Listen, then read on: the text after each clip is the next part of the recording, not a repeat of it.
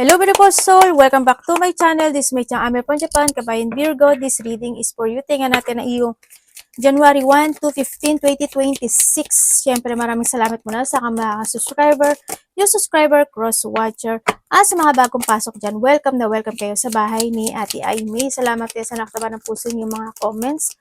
At sa mga nagpa-personal reading, marami pong salamat. Kung gusto nyo na i-read nyo lang talaga, ang gusto nyo makuha natin, all the details is in description below. Kuha rin tayo ng angel numbers mo.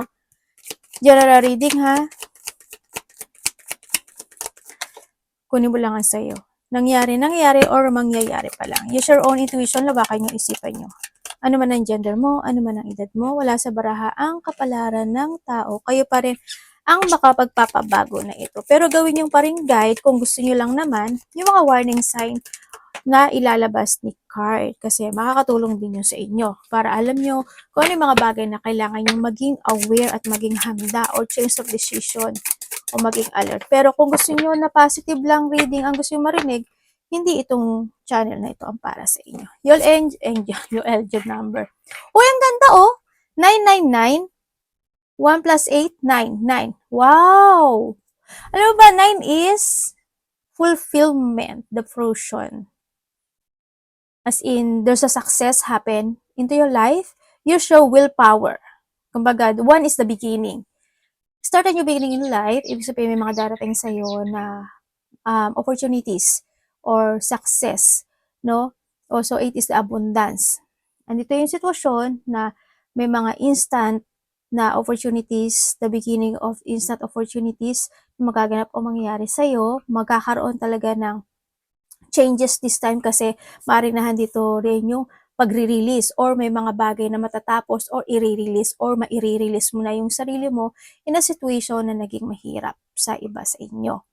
No? And also, 77, baka nakita ka ng mga repeating numbers, no? Mag-focus ka ron. Yan, lalo na yung 99. Kung ano yung connected sa'yo ng 999, September man yan, kung ano man yan, January 8, 18, kung ano man yan, no? And syempre, yan, no? May mga mag-iiba na yung inyong change of perspective situation. Achievement, success, striving forward, prosperity, go-getter, courage, and luck, like I told you. Diba? Wow! Sabi niya, wow. Significant events are on the card for you. You will progress in your endeavor and gain new experience. May magbago ka nang gagawin pala.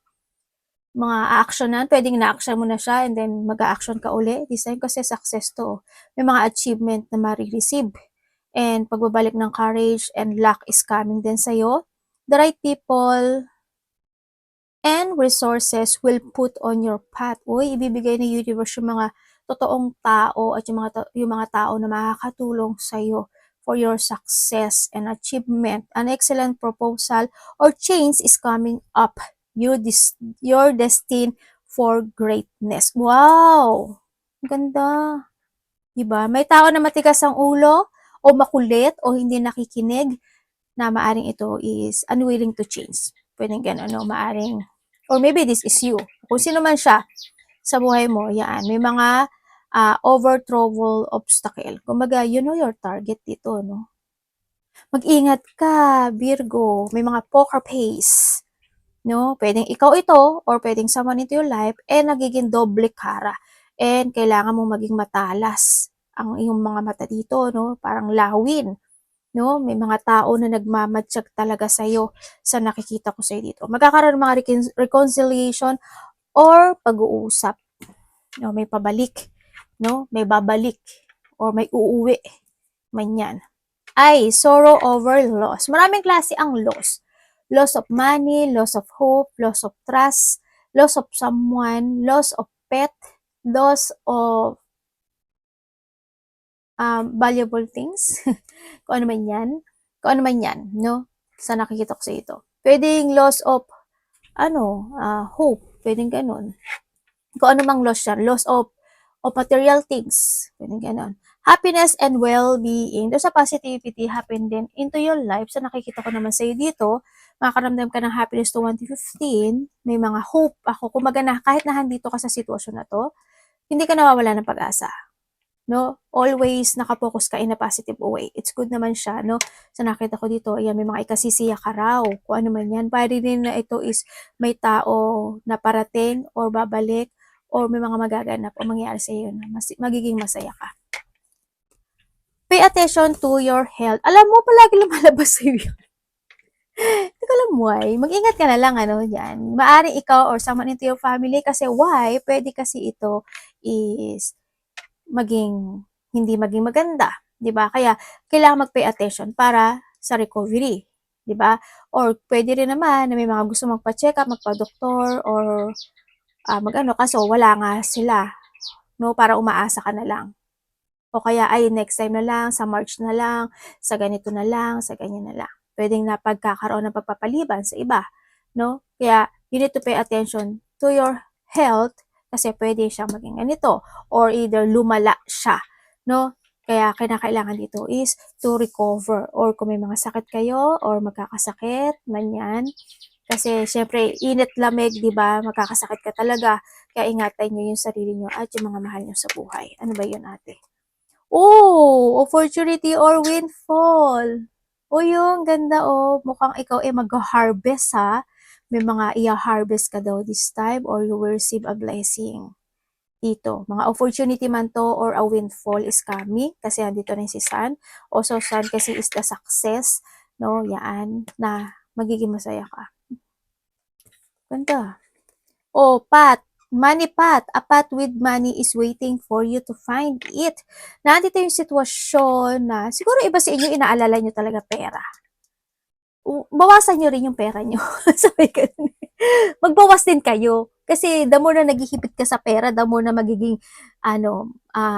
magiging makipot yung, yung daanan ng papasok sa'yo ng pera. Diba? Bawasan nyo.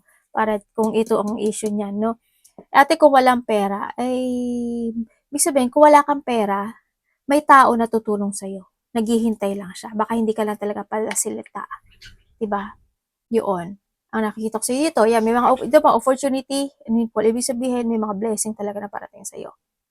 Kung ano man to, bagong trabaho, bagong idea, creation, passion, kung ano man yan. No? Yan. Wag kang mag-doubt pagdating sa sa iyong health ha o sa sa family mo. Things will not always be this way. Aba, this 2026 magkakaroon sa'yo ng transformation. Kung 2025 is para ka lang na parang ang ano mo lang is okay, good, okay, good, okay, good. Pero ganun, no? Sala sa init, sala sa lamig. And this time, as in magkakaroon na siya ng pagbabago. Ikaw is lilipad ng muli. Diba? At magiging maganda ang pagbabago na ito kasi may mga flowers siya. Parang paru-paro, diba? Parang yan, uod dyan, uod. Yan, ibig sabihin may mga parating sa'yo. Pera, blessing, opportunity, pagbabago, success, material happiness. But, palagi nyo tatandaan, pag ito yung sa health, ito na ang kinakailangan na kailangan mong mag-transform or kailangan mo nang mag-action. Why? Pwedeng maging malala o lumala. Kaya handito si pay attention. No? Ulitin ko sa inyo ha. But, pagka ito is in-action na nyo na, magiging maganda ito. Okay? May mga bagay na kailangan action natin at i-release or i-change dito ha. Balance. Yan o, balance, finances, success, wealth cycle. What goes around, comes around. Your energy. Energy ni Virgo. 1 to 15. Wow! Strong.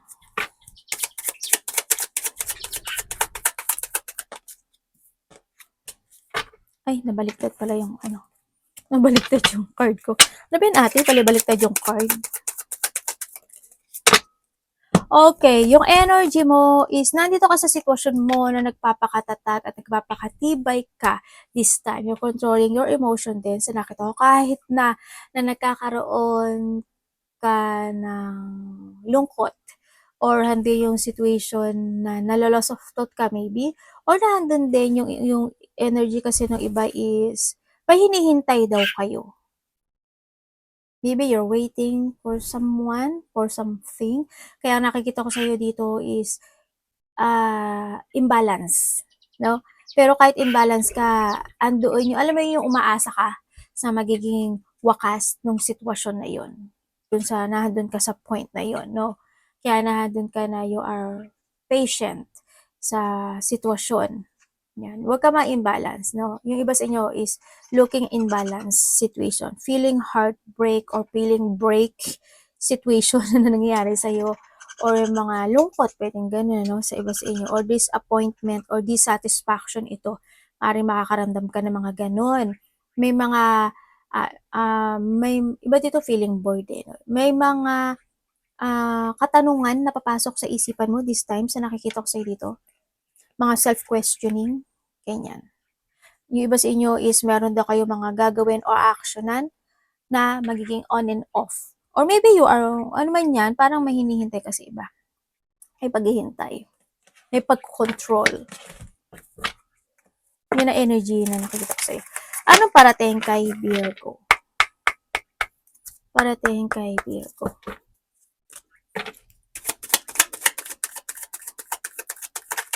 Parang 1 to 15 January.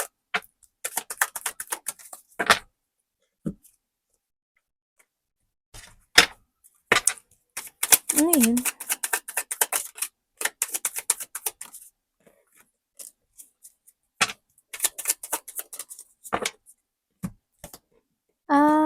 Okay. Parating sa'yo.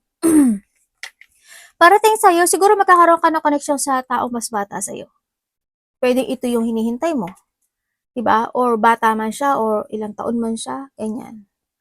Yun ang sinasabi dito. Sa iba sa inyo magkakaroon ka ng communication sa isang taong mas bata sa'yo. Pwedeng anak mo, kapatid mo, karelasyon mo, basta connected to sa'yo. And also, parating sa'yo, ay, tapos na pala yun. Nangano kasi ako sa iPad eh. Okay. Parating din sa'yo, sa nakikita ko sa'yo dito is, may moving home eh. Hindi ko alam why, 1 to 15, may moving home. Pwedeng may parating o may mag-move home. Pwedeng ganon. Basta may pag-iiba ng either lugar, place, bahay, ganyan. O pwede naman may pauwi o parating, pwedeng ganon. Yun. Also, sa'yo dito is, nandito ka sa sitwasyon mo na meron ka daw tao na minamadyagan. Ano yan, ate? Hindi ko alam. Siguro concern, pwedeng ganun, because you are concerned sa tao na to. Yun, anak, pwedeng family siya. Yun ang nakikita ko sa'yo dito. Makaka-receive ka daw ng text message within the 8 days, 8 weeks, within 8 hours, 8 minutes man yan, 8 days, 8 weeks, or 8 months. Hindi naman siguro darating nga 8 months, ate. Yan ang nakita ko sa isang tao na mas bata sa'yo. Communication. Ang parating din sa'yo is maraming ko-connect sa'yo. Hindi ko alam, marami kang kakausapin or maaring din na may mga biglaang connection na parating sa'yo. Sa iba sa inyo is this instant opportunity is coming sa'yo. Ang parating din sa'yo sa nakikita ko sa'yo dito,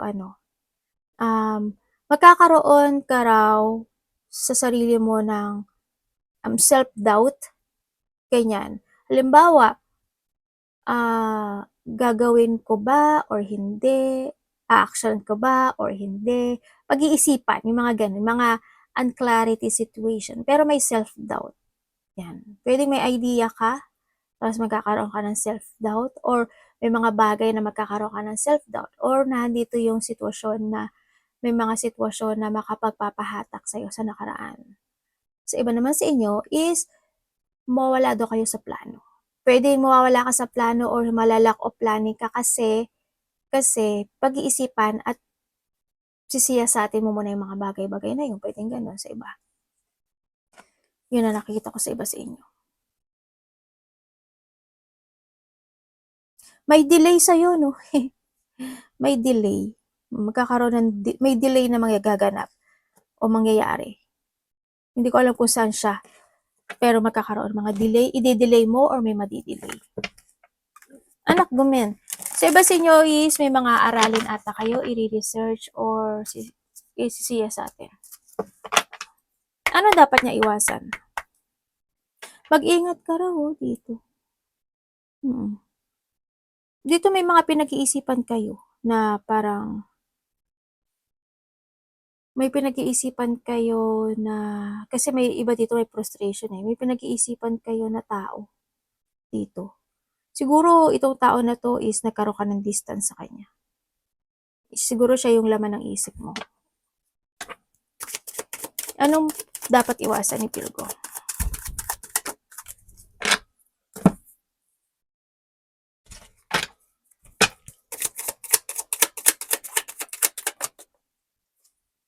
Dapat iwasan.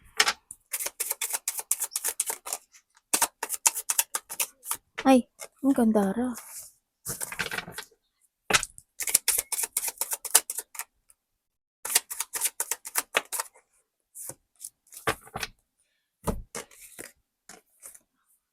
Alam mo, meron kang abundance na darating sa'yo.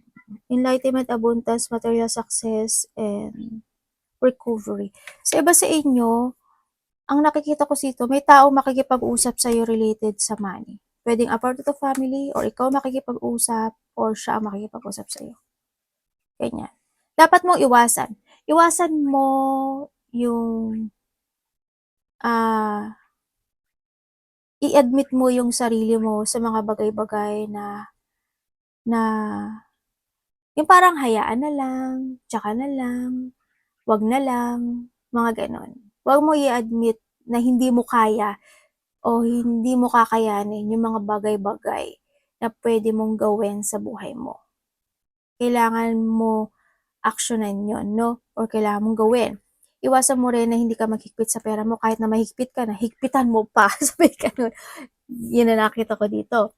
Iwasan mo na mapanghinaan ka ng loob. Syempre, isa rin yun. Yung ma-imbalance ka, yung chaos, o yung ma-overcommit ka sa isang sitwasyon sa buhay mo. Halimbawa, ano ba yun ate? Halimbawa, malungkot ka. O kaya nag-overthink ka.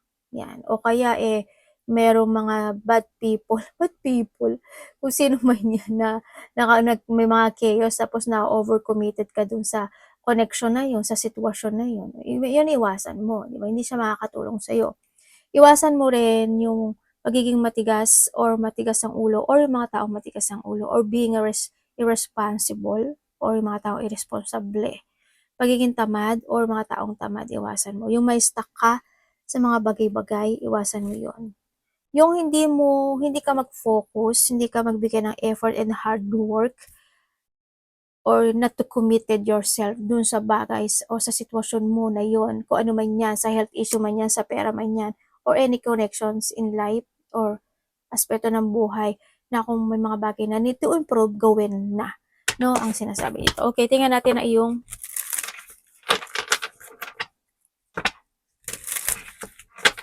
pakikipagtalo, umiwas ka rin. Tingnan natin na yung love. Kapatid, anak, magulang, karelasyon, kaibigan, pamilya, sino man ito. Virgo in love, vision.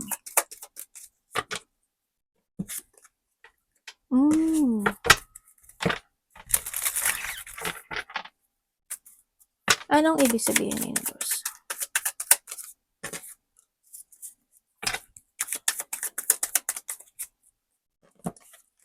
When it comes sa love, kung ikaw is single,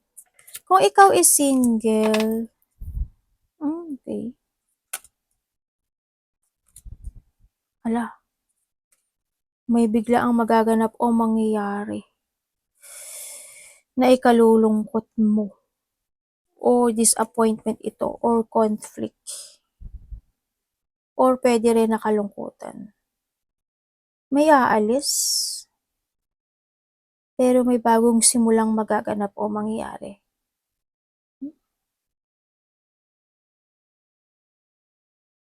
May dalawang babae ako tatlong babae ako nakikita sa part mo. Hindi ko alam kung sino sila. Pwedeng kapatid mo to, anak mo to, o kung sino man siya sa buhay mo.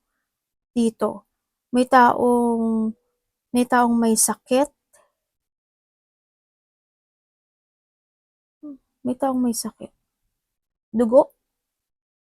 Bandang puso? Or dibdib? Or kidney cancer, bladder? Parang ganun. Sa iba. Hindi naman siguro ko lahat to. Basta dorsal loss. No? And then, yun nga. Sa mga single, dyan, ang sinasabi dito is meron kang nakakausap na tao daw na yun ang parating sa'yo. Pwedeng nakakausap na to or makakausap mo pa lang. Iba sa inyo is kasamahan mo to sa trabaho or connected siya sa trabaho mo. Or pwede rin na nababanggit mo sa kanya yung trabaho mo at nababanggit yung trabaho niya sa'yo, ganun. Pwede iba dito is makikilala mo siya na nasa ibang lugar siya or ibang bansa or ibang province, ganyan.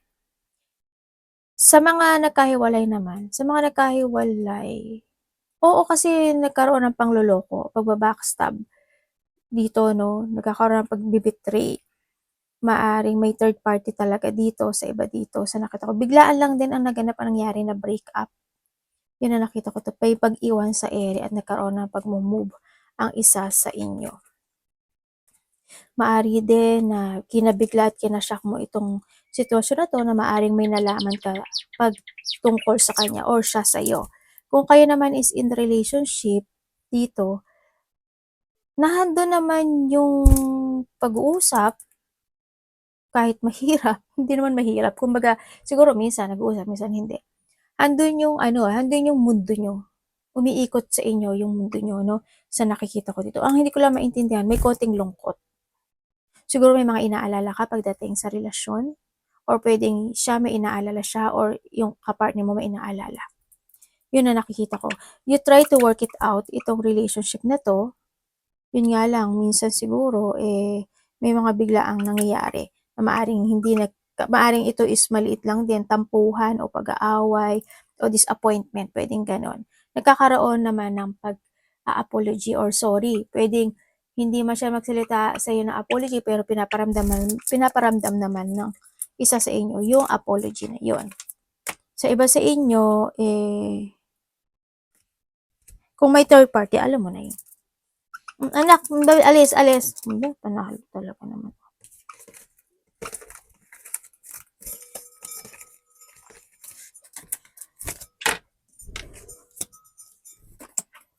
Kung sa may mga, ano ba yan? Ano ba yun? Kung sa may mga third party, may pagbabackstab talaga. Pagbibetray. Ano ba yan? Hayaan mo na nga. Gulo naman ang ano ko. Your money, Virgo. Sa mga wala, hindi naman. Yung isa lang sa inyo ay masyadong ma-imaginative. Ganyan. Kumbaga, nahandun yung imagination niya is gusto niya matupad yun o mangyari. Ikaw or siya to. Your money. Ang ganda naman ang money mo. Ay, devil! Luga.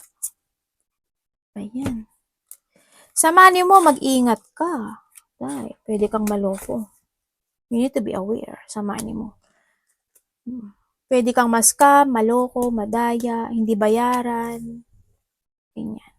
Or maling lang pagdating sa money. Kasi maaring may tao na magiging bad pagdating sa pera. Yun ang nakikita ko dito. Devil yan. Ingat ka. Pagdating sa money mo, andito ka sa sitwasyon mo na ang nakikita ko kasi sa'yo, there's a victory and success when it comes to your money. You try to control and try to make it balance pagdating sa pera mo. No, ginagawa mo naman din yung lahat. Kumbaga na dito rin yung sitwasyon. Siguro meron sa iba sa inyo na meron ka mga gustong ma-achieve and ma-fulfill when it comes sa money. Kaya ang nakikita ko sa'yo dito is masyado kang naghihigpit or talagang handun yung point na you are more on focusing to your goal to achieve. Kaya ang nakikita ko sa'yo dito is may pagpipigil ang nagaganap sa'yo. Pinag-iisipan mo talaga. Mag-move forward ba ako o hindi? Ipo-force ko ba o hindi? Nandun ka sa point. Ini-evaluate mo talaga yung mga bagay-bagay pagdating sa kaperahan. Pero mag-ingat ka sa pera mo or mga gastusin or sa trabaho mo man ito, no? Kasi why? may mga tao na akala mo support sa'yo or mga tao na na na sa'yo nakakampi or kung ano man yan, mayroon pala silang hidden pagdating sa iyo. Yun ang nakikita ko dito. Ingat na rin. Anong advice?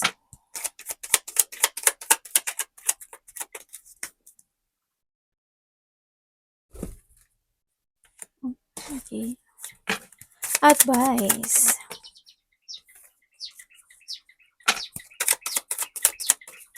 Natching ako.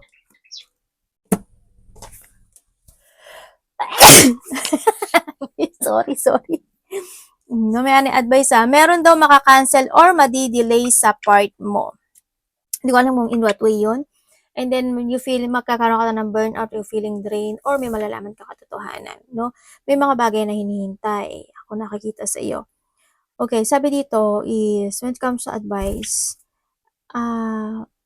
make a plan, mga bagong plano, mga bagong strategy, mga bagong pananaw sa kinabukasan. Huwag kang magpapatalo to stagnant or huwag kang magkaroon ng mga pagpapaliban sa buhay. Sinasabi dito. May mga bagay din kasi ako na nakikita na kailangan mong panindigan. May papasok na pera sa'yo. Kailangan mo nang magdesisyon ang sinasabi sa'yo dito at you need to put some effort kung saan aspeto ng buhay mo yan to success. Lakasan mo lang daw yung loob mo. Focus and control. Tanda mo, you are the controller of your life. Panindigan mo kung nasa tama ka. Manindigan ka sa mga naiisip mo this time na idea na gusto mo i-pursue. Kung ano man yan, project, creativity, passion, health issue, money, business, kung ano man yan. And then, kailangan daw you always have, magkaroon ka ng mental clarity, no? And syempre, concentrate. Kailangan mo mag-concentrate kasi, magkakaroon, tamo, di ba? Magkakaroon sa'yo ng good opportunity sa'yo actually. Dito, ibig sabihin, may mga new project, new ideas, new creation, mga pagpasok ng pera, yan, mga bagong desisyon sa buhay. Yung iba dito is, ang nakikita ko is, may exhaustion. Wala lang focus. Magkakaramdam ka daw ng exhaustion sa buhay. Sana hindi kayo. Totoo lang kasi sa buhay yun magkaroon ng ganun, di ba? Yun ang nakikita ko dito. Basta, wag ka may stagnant, wag ka magkaroon ng pagpaliban, at wag kang ma-out of control. Yun ang sabi dito. Wag ka lang mahang. Kailangan mo rin mag-action and wag kang malilihis ng landa.